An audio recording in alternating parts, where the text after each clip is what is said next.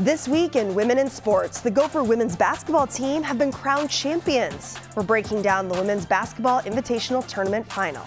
Plus, the Gopher Gymnastics team is eyeing a trip to nationals. I spoke with some of the top contenders before they head to Salt Lake City. And the new Girls Flag Football League kicks off this month, what the season will look like. Then it's almost time for the Hockey Women's World Championship. We're breaking down the Frost players who will be representing their country.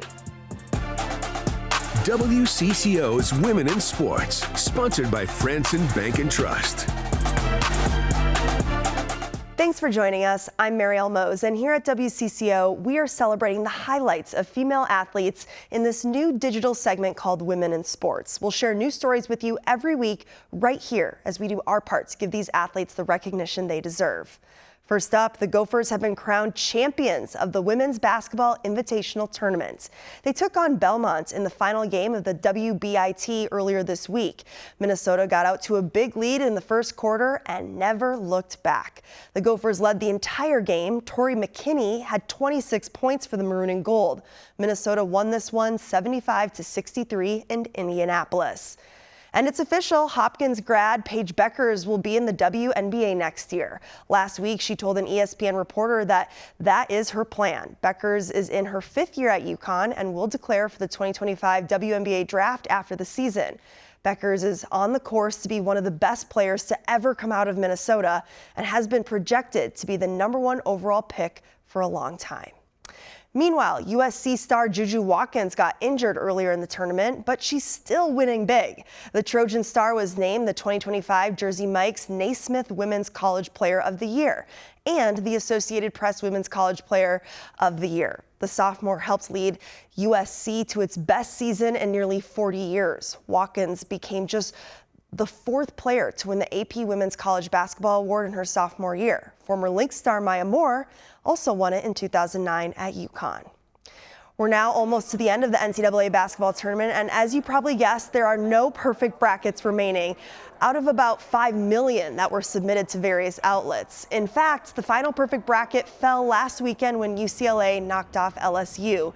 It was after the 58th game of the tournament. The 57 consecutive correct picks to start the tournament surpassed last year's final bracket. That streak ended after the first 50 games. Well, basketball star Caitlin Clark continues to break records. The Indiana Fever's rookie card featuring her signature sold at auction for $366,000. That's according to ESPN. It's the most expensive women's sports card that has ever been sold. The previous record was Serena Williams' card. That sold for more than $266,000 in 2022. Clark was the #1 pick in the 2024 WNBA draft and was also named Rookie of the Year.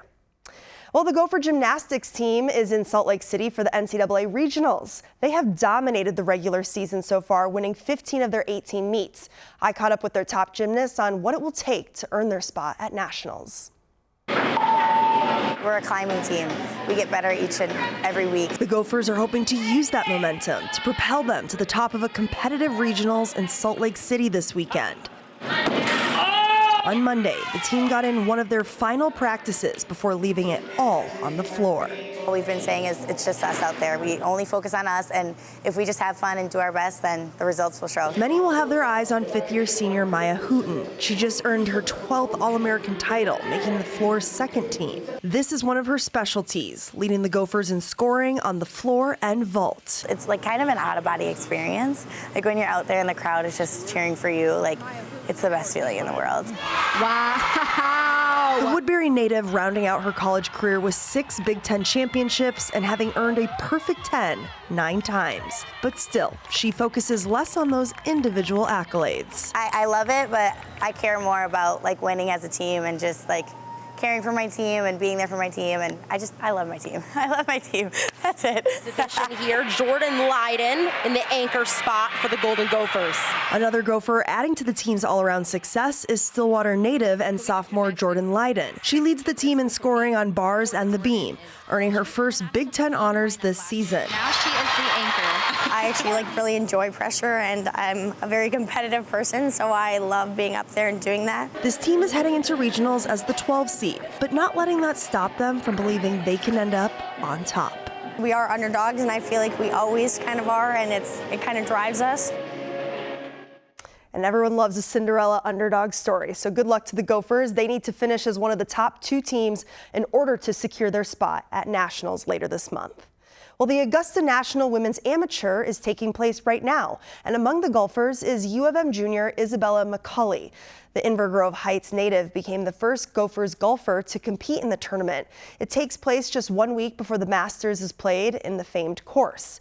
A new girls flag football high school league begins later this month. It will be made up of 51 teams that will play a 4-week regular season split into 12 districts. Then in June, they will have playoffs with one of the teams from each district, followed by a state championship. And according to Anoka's head boys and now girls football coach, the skill set is there.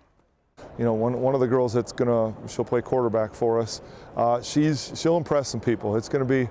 Her brother was a quarterback for us. He plays in college now, and she's pretty talented. She's a really talented basketball player, softball player. So that's going to be fun. We got some girls that can really run. Oh, that's awesome opportunity for high schoolers. Well, the Minnesota Frost snapped a 3-game losing streak last weekend after beating Toronto 5-2. This helped the Frost move ahead to Ottawa for the 4th and final playoff spot. The league is currently on break for the IIHF Women's World Championship. Play resumes April 26 when the Frost are scheduled to play the New York Sirens. Oscar-nominated actor William H. Macy was spotted at the Frost game last week. The team posted this picture of the Fargo actor on X repping a Frost jersey. Unfortunately, though, he did see a Minnesota loss to Montreal 4-1. But I was there for that game. It was cool to see him. And earlier this week, the team was at the Minnesota House of Representatives to celebrate Women's Empowerment Month. They were recognized for the Walter Cup Championship last season. And speaking of the Women's World Championship for hockey, the competition begins on April 9th in Czechia. The U.S. will face off against Finland on that first day. Also in Group A are Canada, Czechia, and Switzerland. Canada won last year's championship, beating the U.S. in OT. The final will be on April 20th. The Frost players representing the U.S. are Lee Steckland, Kendall Coyne-Schofield, Britta Curl, Salemi, Taylor Heisey, Kelly Panic, and Grace Zumwinkle. Meanwhile, Team Canada players who play on the Frost are Sophie Jacques and Claire Thompson. And 2 players from the Frost will be representing Czechia. They are Klara Himlarova and Denisa Krizova. Here at WCCO, we first introduced you to Daniela Del Mastro about a year ago when she was the top-ranked 12-year-old tennis player in the country.